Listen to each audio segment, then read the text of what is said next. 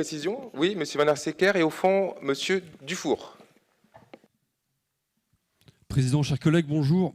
Aujourd'hui, nous conventionnons avec la DAV, c'est une très bonne chose.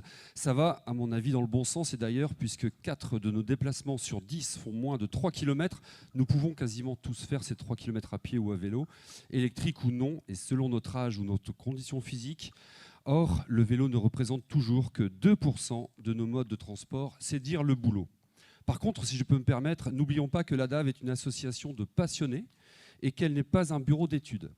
Elle a vocation à nous accompagner, nous proposer des outils pour sensibiliser, pour écrire un maillage de pistes, pour nous éclairer sur des points de vigilance et les besoins des usagers, mais en aucun cas, elle ne fera notre travail.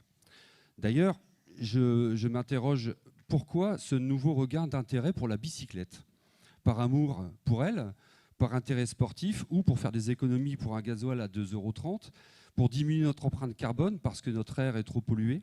À partir de là, c'est aux élus que nous sommes de nous mettre au guidon pour lever les freins à la réduction des émissions de polluants. Vous le savez, la loi Climat et Résilience 2019 a déterminé que Valenciennes sera en ZFE au 1er janvier 2025. Puis, dans le même élan, ce sera sans doute, sans aucun doute, tout le bassin avec l'objectif d'améliorer la santé environnementale parce que oui, c'est un constat, la voiture est la première source de pollution en ville. Cette loi a-t-elle du sens ? Chacun a son avis, j'imagine. Pourtant, la réalité, avec cette année d'avant-goût peu rassurante pour les suivantes, c'est que nous avons connu 47 jours de dépassement des seuils de pollution de l'air depuis le 1er janvier 2022. PM10 et ozone. Et que s'est-il passé ? Je cherche encore. Ne pourrait-on pas, en complément de cette adhésion à la DAV, interpeller également le préfet en faveur de la régulation de la densité de circulation sur les autoroutes A2 et A23, voire une régulation de la vitesse sur ces mêmes autoroutes ? Ne pourrions-nous pas mettre à l'étude la gratuité des transports en commun, au moins ces 47 jours-là, pour commencer et observer ?